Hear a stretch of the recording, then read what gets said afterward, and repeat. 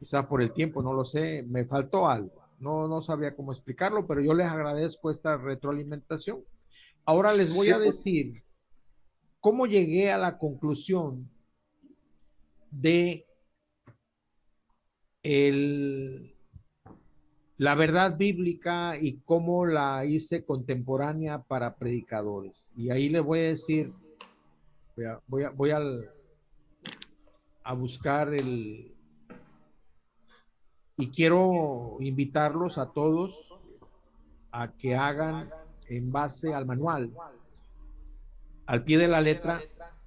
Les voy a mandar el manual en Word para que ustedes le vayan llenando, este, vayan llenando en el el documento recorrido. de Word todo lo que hay que poner. ¿Ven? Por ejemplo, yo empiezo aquí y esto nos va a ayudar mucho, mucho. Voy a compartir el documento de Word para que ustedes vean cómo fui elaborando mi sermón, se los voy a explicar. Así hay tiempo, ¿verdad? Sí, 8:44. tenemos 15 minutos. ¿Cuánto demoró mi sermón? No me di cuenta, pero ahí está. Como 7, 8, 8 Bueno, no minutos. demoré mucho, ¿verdad? Más demorado. Bueno, voy a ver si me da tiempo y si tienen ustedes paciencia, vamos a analizar cómo elaboré el sermón. Y voy a compartirles el documento donde lo escribí, el documento de Word. Esto quería yo explicarlo en un video, pero ya lo estamos haciendo aquí, así que creo que le voy a poner el video completo. Ahí ven el texto, ven Ujú. el documento. Sí. Bien, aquí yo escribí el texto de Hechos 6:1, lo transcribí completito Ujú. y aquí digo, hacemos la exégesis del texto según nuestro manual de escuelita, Hechos 6:1 al 7. ¿Qué dice el texto? El manual dice que debemos leerlo en diferentes versiones, por eso dice leer, leer y leer en varias versiones de la Biblia. Eh, Párrafo, capítulo, sección, libro. Aquí quiere decir que si no han leído el libro completo, los invito a que lo lean o lo escuchen para que podamos captar el contexto. Dice, leemos hasta captar el mensaje del escritor, su propósito, la condición de los lectores y el cuadro anímico de los personajes. Recrear, ok. Yo aquí puse, porque Perdón, sí lo hice. Sí, adelante. sí, por ejemplo, hay diccionarios bíblicos y hay también los comentaristas, ¿no? Que al Sí, inicio nos presentan los propósitos y todo de acerca de un libro, el sí, sí, y es tiempo, todo bueno. eso. Ahora, el manual, aparte, nos dieron el comentario de Hechos. Si ustedes leen el comentario de Hechos completo que nos dio del doctor Darío, ahí nos dice el propósito también. Hay que leer ese documento, ¿eh?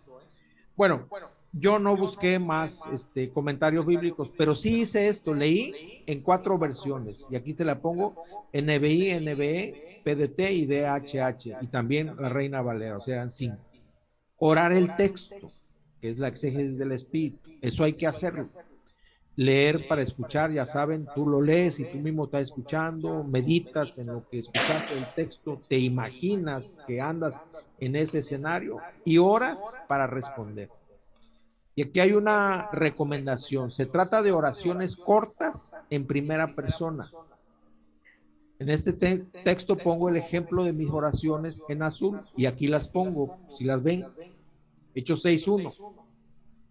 Ujú. Y yo aquí puse, perdóname Señor, porque hoy reconozco que algunas veces he levantado mi voz murmurando contra mis consiervos, no lo volveré a hacer. Y luego, Hechos 6:2, y pongo aquí también, perdóname también porque algunas veces he dejado de estudiar tu palabra por hacer otras cosas que consideraba muy importantes. Aquí los apóstoles están diciendo, no es justo que nosotros dejemos la palabra para servir en las mesas. Pero algunas veces yo he dejado la palabra por hacer otras cosas que yo consideraba que eran importantes. Yo estoy pidiendo perdón a Dios por eso.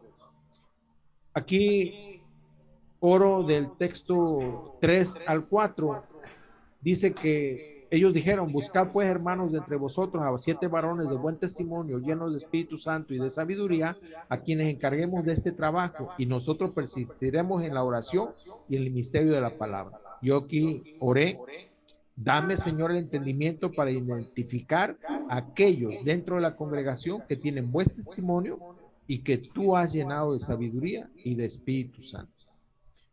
Luego ya menciono los 3 textos completos, así como se los leímos hace ratito, y hago mi oración. Gracias, Señor, por garantizar el crecimiento de tu pueblo, de tu iglesia. Amén. Oración corta. En la práctica, cuando tú lo estés haciendo, yo te voy a poner este manual, se los voy a compartir a todos para que lo hagan así. Ahora, el manual dice escribir las respuestas a las preguntas amigas que el texto permite. Yo aquí las escribí. Aquí le puse que podemos auxiliarnos con la hoja de trabajo 2.2 que el manual lo trae, pero si no, yo aquí se les voy a poner las preguntas. ¿Quién? Hablando de personas. Y yo puse Dios Padre, Jesucristo, Espíritu Santo, 12 apóstoles, multitud de creyentes, más de 3,000 de habla griega y hebrea y sacerdotes judíos. Esas son las personas que yo encontré en el texto. ¿Dónde?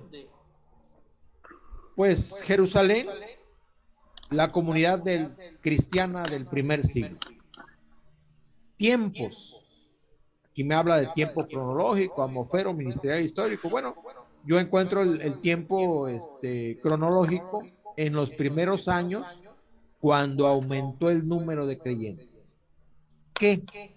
Aquí en el que es donde yo pongo esta narrativa mía. Dice: empezó a aumentar el número de creyentes y con ello los problemas por la distribución de alimentos. Entonces los apóstoles convocaron a todos y les pidieron escoger a 7 llenos del Espíritu Santo, sabiduría y buen testimonio, para que ellos se dedicaran solo a la oración y a la palabra. ¿Cómo? Reunidos todos los cristianos, escogieron a 7 y se los llevaron a los apóstoles, a quienes orando les impusieron las manos. ¿Por qué? Porque los apóstoles estaban decididos a no descuidar la oración y el estudio de la palabra. Así que, convocados a todos los hermanos, les pidieron que escogieran a 7 de buen testimonio, llenos del Espíritu Santo y de sabiduría. Ahora, siguiendo en nuestra exégesis, dice el manual seccionar. Yo le pongo aquí diseccionar el texto, porque disección es hacer un análisis, examen o análisis minucioso y detallado de algo. Eso es lo que vamos a hacer con el texto, siguiendo pistas naturales, puntuaciones, palabras, conectores gramaticales, etc. Y aquí lo hago. Otra vez nos podemos auxiliar con la hoja de trabajo 2.2 que trae el manual, y yo aquí lo escribo. Eso nos ayuda a simplificar el trabajo, porque ya nos pone las palabras, lo que vamos a buscar. Y dice estas o más, porque podemos hacer más observaciones. Si a nosotros se nos alumbra que puede ser más, las podemos poner. Pero aquí pongo palabras, contrastes, comparaciones, listado, causa y efecto y conectores. Y aquí lo pongo, lo escribo. ¿Qué encontré en el texto? En palabras repetidas encontré que la palabra discípulo se repite 3 veces. Multitud se repite 2 veces, Espíritu Santo 2 veces, palabra 3 veces, nosotros 2 veces. Encuentro un contraste en el texto, el contraste entre viudas hebreas que eran mejor atendidas que las viudas griegas. Ese es un contraste. Comparaciones, bueno, hay la comparación viudas griegas y viudas hebreas. Un listado. Aquí, aunque el listado dice que deben de ser 2 o más, pero me encuentro que de habla griega y hebrea yo lo puse como listado, pero nada más serían 2, los griegos y los hebreos, ¿ok? Pero sí hay otra lista que sí está ahí, y esta es la lista de los 7, y están los nombres: Esteban, Felipe, Prócoro, Nicanor, Timón, Pármenas y Nicolás. Ese es un listado. Luego me aparece en el texto causa y efecto. La causa, como crecía el número de discípulos, esa fue una causa, y el efecto, las viudas de aquellos eran desatendidas. La causa y el efecto, ahí está. Ahora, conectores, en el texto encontré que entonces es un conector también y cómo, como aquí que aparece cómo. Luego nos aparece en el texto la pregunta qué quiso decir el escritor. Entonces, aquí es donde nosotros tenemos que encontrar la idea central exegética. ¿Qué dice el escritor y qué dice acerca de lo que dice? ¿El qué de qué? Y luego escribir el bosquejo exegético. Algo que no hice, que les voy a pedir que ustedes lo hagan luego, es escribir un resumen del pasaje a la luz de la exégesis que ya realicé. Eso no lo hice. Debía yo haberlo hecho. Pero dime. Por ejemplo, en cuanto a la idea exegética, se supone que, bueno, eso es lo que yo entiendo, usted me corrige, que después de haber hecho todas las observaciones anteriores, debo llegar a la conclusión de la idea exegética. ¿Sí? Debo llegar a la conclusión. Bueno, ese es un punto. Que vamos a buscarla. Sí, que es uno... Permítame. Un detalle que surge en cuanto a la estructura que presentó, no sé si lo pueda regresar tantito, la estructura de la idea, de las ideas que están marcadas del verso 1 al verso 7. O sea, cómo se van presentando. ¿A eso se refiere la estructura o no? Sí. Bueno, sí, puede ser. Pero aquí primero, en este paso, voy a buscar todavía la idea exegética. Todavía no llego a eso, pero aquí ya casi la voy a encontrar. Lo que estoy mencionando más es lo que dice el manual, que escribamos el bosquejo, que escribamos un resumen. El resumen no lo hice. Que busquemos cuál es el tema general y que busquemos, aquí es lo que nos ayuda, la más importante de las preguntas amigas, porque de ahí nos va a salir el tema de la idea principal exegética, o sea, ¿qué dice el escritor? Y el complemento es qué dice acerca de lo que dice. Entonces, la idea central es nuestro tema de sermón, perdón, más el complemento. Entonces, para buscar la idea exegética, aquí puse yo no sé si alcanzan a ver este diagrama que tengo aquí. Acuérdense que yo empecé hablando de círculo hermenéutico y que yo le llamo espiral hermenéutica, ¿no? Entonces, la idea central exegética es qué dice el escritor, el complemento es qué dice acerca de lo que dice, y me dice que la más importante de las preguntas amigas me va a ayudar porque de ahí voy a sacar la idea central que está compuesta del tema más el complemento y voy a hacer mi idea exegética. Entonces, aquí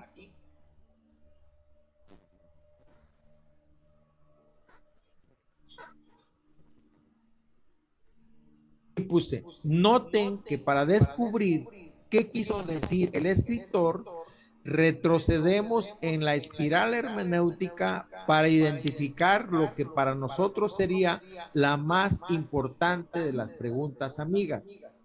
Yo identifiqué que para mí la más importante de las preguntas amigas es el qué, y aquí lo escribí.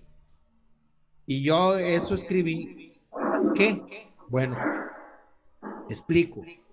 Empezó a aumentar el número de creyentes, con ello los problemas por la distribución de alimentos. Entonces los apóstoles convocaron a todos y les pidieron escoger a 7 llenos del Espíritu Santo, sabiduría y buen testimonio para que ellos se dedicaran solo a la oración y a la palabra. Esta pregunta para mí es la más importante porque es la que me dice todo, casi todo. Entonces, la idea central exegética la saco de esa pregunta y aquí la acomodo, la sintetizo así.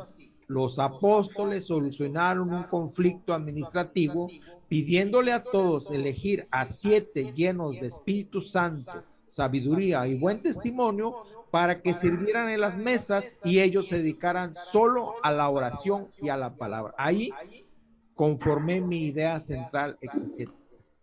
Ahora, ya sé que la idea central me dice que está compuesta de el tema más el complemento. Entonces yo aquí hago mi bosquejo y pongo el tema. Mi tema es 3 pasos que dieron los apóstoles al solucionar un conflicto para no descuidar la oración y el estudio de la palabra. Y en el complemento, que es el cuerpo del sermón, del bosquejo exegético, pongo: primero, identificaron el conflicto. Segundo paso, hicieron consenso entre todos para elegir a las personas idóneas. Y tercero, impusieron 3 requisitos: buen testimonio, sabiduría y llenura del Espíritu Santo. ¿Ok? ¿Quedó claro hasta ahí? Sí, ¿Lo acomodé? se entendió. Adelante, Pues, Nelson. Bien, está bien, estoy entendiendo. Ándale, entonces, hice mi idea central exegética, la cual el manual me dice que la idea central está compuesta por el tema más el complemento. Entonces, aquí lo acomodé. Tengo mi tema, 3 pasos que dieron los apóstoles al solucionar algún conflicto para no descuidar la oración y la palabra, y el complemento aquí está.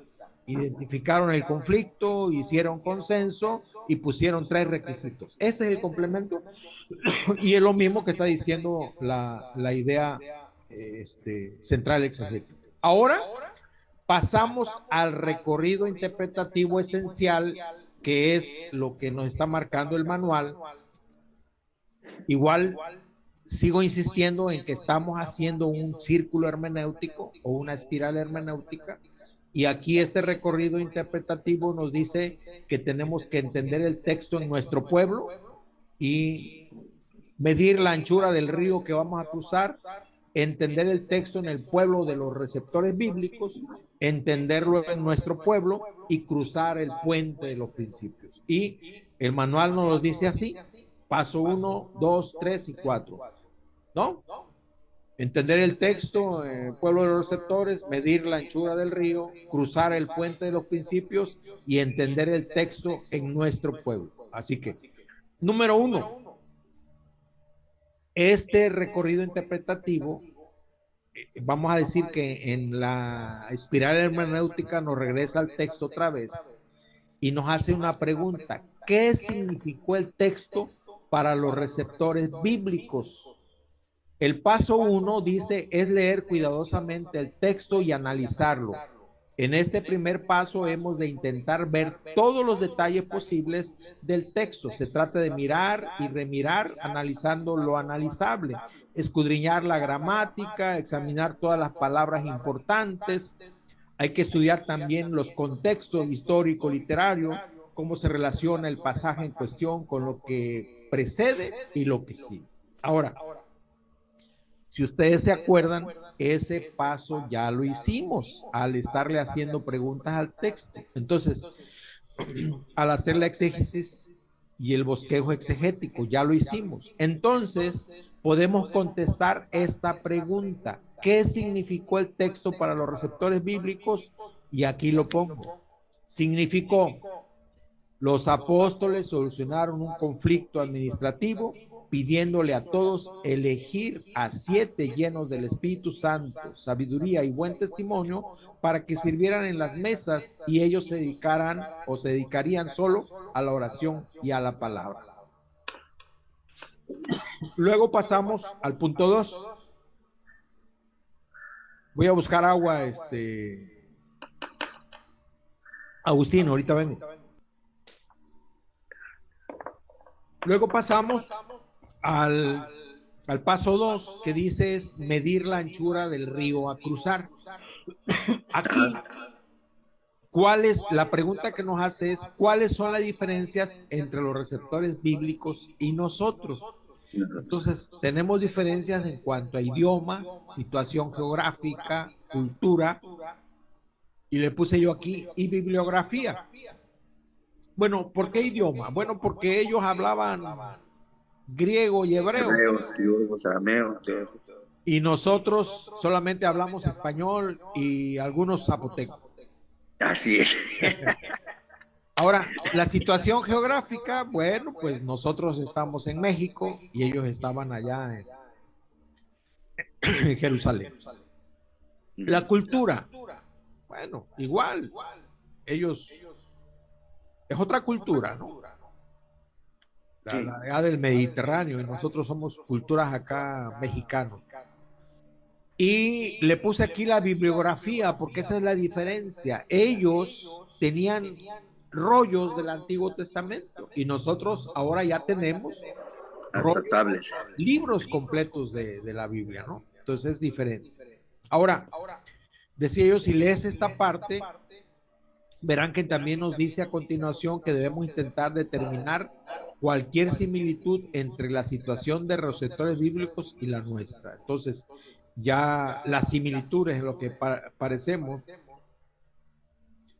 es, somos del mismo pacto, también surgen conflictos cuando empezamos a crecer, también hay murmuraciones de gente inmadura y también hemos sido escogidos para servir. Aquí le puse agreguen alguna más por si ustedes estaban haciendo Y también delegamos responsabilidad también. para no descuidar la palabra, ¿no? O sea, esas similitudes, ¿no? Luego nos dice en el paso 3 cruzar el puente de los principios. ¿Cuál es el principio teológico que subyace? Aquí es donde nosotros dice, fíjate cómo dice. Está hablando del Espíritu Santo. Dice, quizás, se me fue Nelson, ¿verdad? No, ya, sí, ya se fue. Ya nomás estamos los dos. No te preocupes, porque vamos a terminar este video, porque es como le hice yo y estoy explicando. Sí, si nos puede mandar una copia, pues ya Lo voy a puedo hacer, lo voy a con hacer. ellos. Voy a editar el video y se lo voy a mandar. Ujú. Pregunta, ¿cuál es el principio teológico que subyace en este texto? Y aquí nos dice el manual, quizás es el paso más desafiante, en el cual buscamos el principio o principios teológicos que se reflejan en el significado del texto que hemos identificado en el paso 1.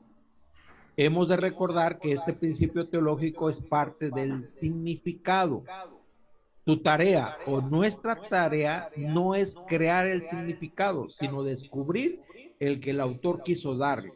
Dios habla de manera específica a cada uno de los receptores bíblicos y mediante estos mismos textos está al mismo tiempo ofreciendo enseñanzas teológicas universales a su pueblo de todos los tiempos.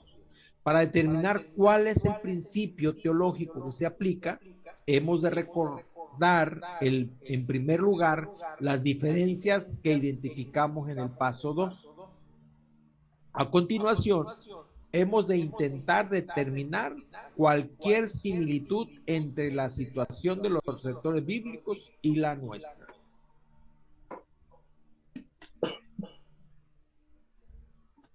Por supuesto, es importante recordar las diferencias que establecimos en el paso 2. Sin embargo, a continuación, hemos de observar las similitudes entre la situación bíblica y la nuestra. Y después de examinar las diferencias e identificar las similitudes, hemos de regresar al significado para los receptores bíblicos que se describen en el paso 1 e intentar establecer el principio teológico más amplio que se refleja en el texto, pero en relación con las similitudes que existen entre nosotros y los receptores bíblicos. Este será el principio teológico que utilizaremos como puente para cruzar el río de las barreras. Además, durante este paso hemos de entrar en lo que podemos llamar la espiral de las partes todo. Se trata de reflexionar una y otra vez entre el texto y las enseñanzas del resto de la escritura. Y el principio teológico que derivemos de este proceso no solo ha de estar presente en el pasaje, sino que también ha de ser congruente con el resto de la escritura. Podemos resumir los criterios para formular el principio teológico mediante los puntos siguientes. Y ahí nos marca los puntos. El principio ha de estar reflejado en el texto. Ha de ser un principio atemporal y no vinculado a una situación específica. No puede ser un principio supeditado a consideraciones culturales. El principio en cuestión ha de armonizar con la enseñanza del resto de la escritura, y dicho principio debe ser pertinente tanto a los receptores bíblicos como a los contemporáneos. Ahora, hemos de regresar al significado para los receptores bíblicos que se describe en el paso 1. Eso le puse aquí yo, que es igual a la idea exegética, porque ya la hicimos. Entonces, aquí lo pongo. El significado. ¿Recuerda la señal? Voy a, ahí estoy compartiendo Ahí está. Ah, ok. Bueno, dice, hemos de regresar al significado para los receptores bíblicos que describen el paso 1. Ya lo hicimos en la idea exegética. Entonces vamos a regresar. ¿Qué era? ¿Qué significó para los receptores bíblicos? Los apóstoles solucionaron un conflicto administrativo pidiéndole a todos elegir a 7 llenos del Espíritu Santo, sabiduría y buen testimonio para que sirvieran en las mesas, y ellos se dedicarían solo a la oración y a la palabra.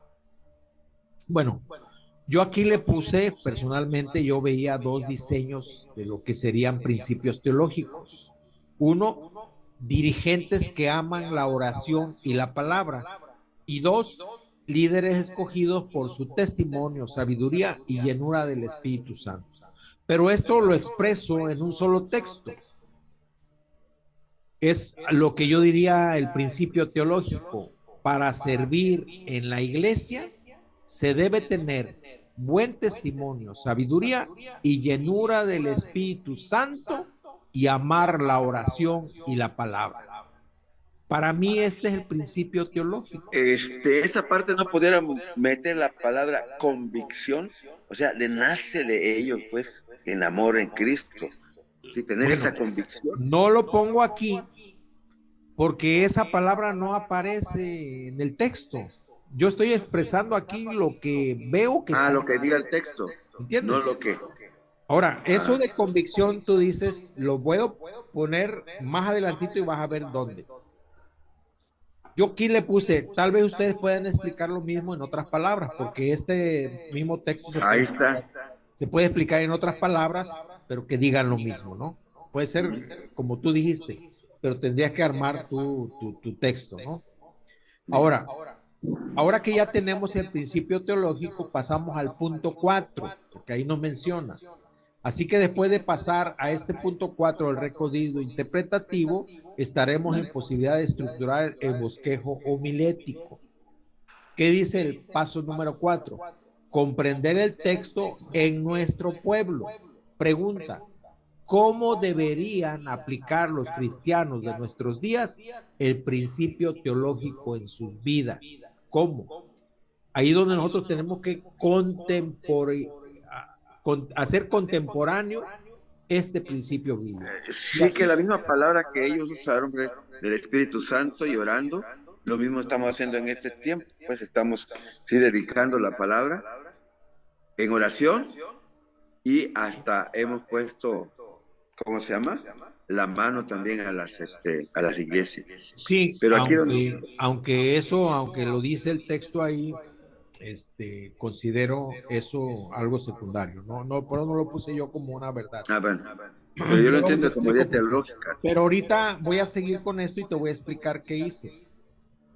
Dice aquí, ¿cómo deberían aplicar los cristianos de nuestros días el principio teológico en sus vidas? ¿Cuál es el principio? El que encontramos aquí. El principio teológico que está aquí, que es: para servir en la iglesia se debe tener buen testimonio, sabiduría y llenura del Espíritu Santo, y amar la oración y la palabra. ¿Cómo vamos a aplicar esto en nuestros días?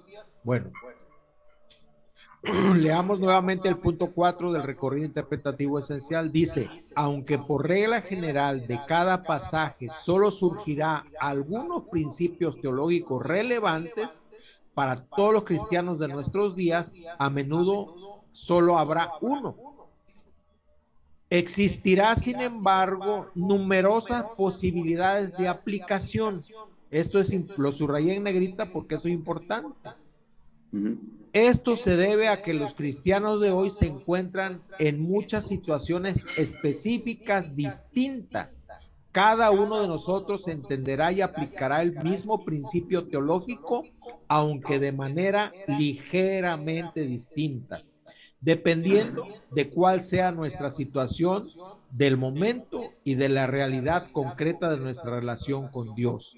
En nuestra ilustración hemos de intentar mostrar las distintas aplicaciones posibles, representando a distintos individuos que transitan por las calles.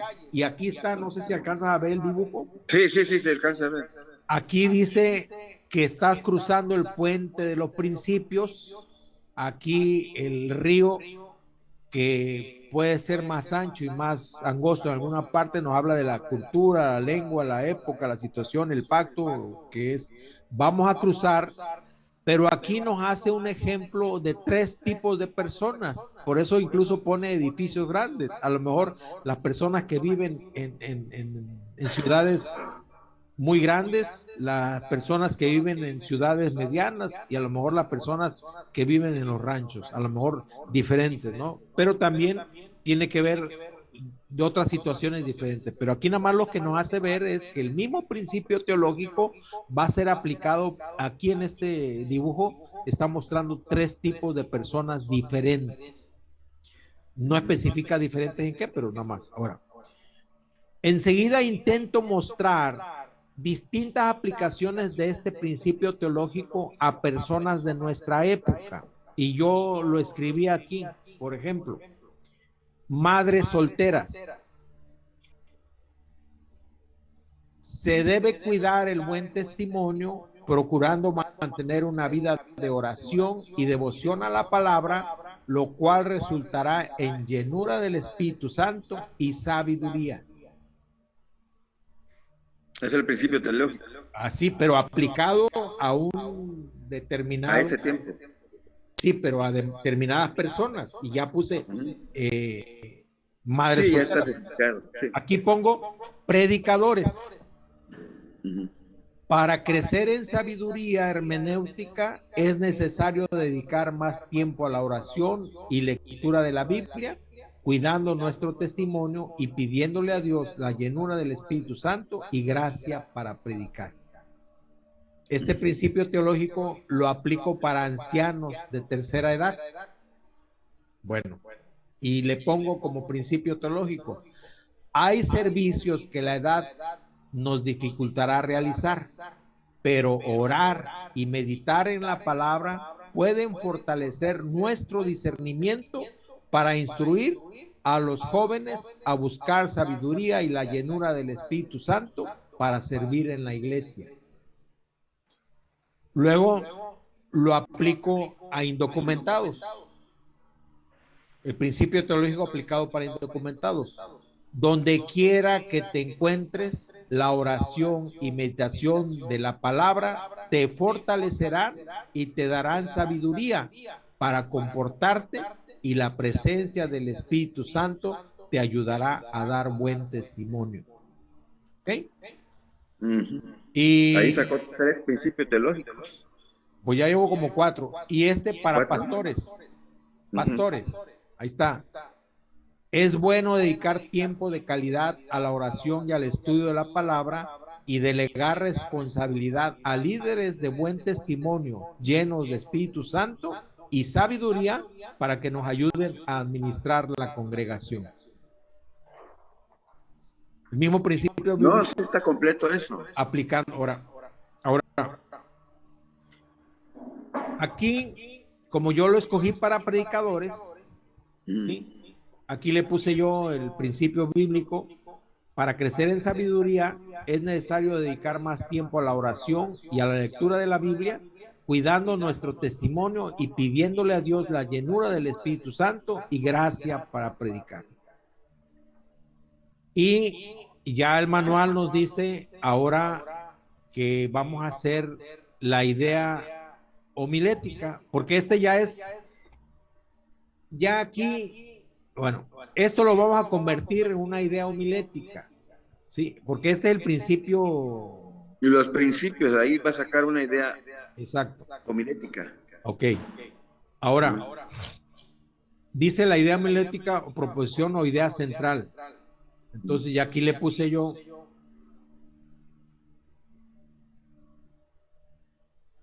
Bueno, ¿cómo decir?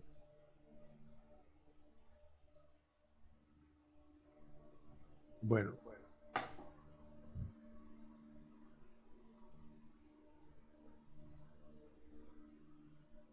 Ah, sí, esa es mi idea homilética. Aquí la mencioné ya. Sí, porque tenía el principio teológico, como lo puse yo ahí, ¿no? Pero aquí ya lo tengo como idea teológica. Perdón, idea exegética, homilética. O sea, ya para hacer mi predicación. Aquí abajo me lo puse. Mi idea homilética.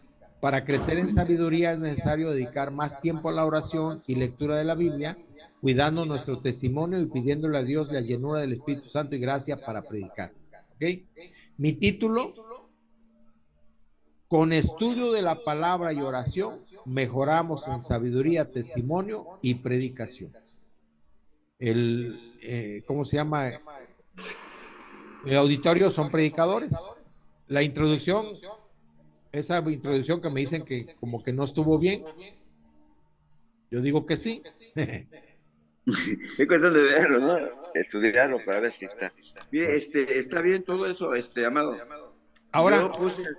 espérame, yo siguiendo el manual, pongo lo que me dice el manual, porque, por ejemplo, título, introducción, idea homilética, cuerpo, reflexión, ilustración, bueno, estas cosas no le puse a cada uno. Pero eso ya es el desarrollo, ¿no? Sí, ahí la va aplicación. Y la conclusión, como el manual dice, eso se lo voy a acomodar bien. El manual dice que en la conclusión tú puedes acomodar la idea homilética en la conclusión. ¿Entiendes? Sí. Por eso lo acomodé aquí en la conclusión. Creceremos más en sabiduría sin límite cuando empecemos a dedicar más tiempo a la oración y a la lectura seria de la Biblia, esmerándonos en el cuidado de nuestro testimonio personal y pidiendo a Dios la llenura del Espíritu Santo y la gracia y más gracia para predicar expositivamente. Muy bien. Ahí está más o menos. Me falta mejorar, sí. Pero son detallitos, pero ya está encaminado, ya están, Okay. se refleja todos los puntos.